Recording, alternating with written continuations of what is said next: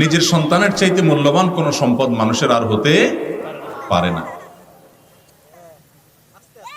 এই সম্পদ আল্লাহ তাআলা যাকে দেননি পরীক্ষা করার জন্য, তিনি জানেন এই সম্পদের মূল্য কত বেশি।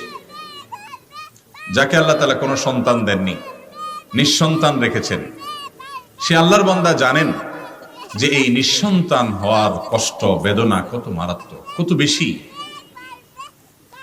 আর যাদেরকে আল্লাহ তাআলা এই সন্তান দিয়েছেন, এই নেয়ামত দিয়েছেন, সন্ততি দিয়েছেন, তারা এই নেয়ামতের যদি সদ্ব্যবহার না করেন, এই নেয়ামতের যদি যথাযথ কদর না করেন, তো আল্লাহ রাব্বুল আলামিনের কাছে এর জন্য জবাবদিহি করতে হবে।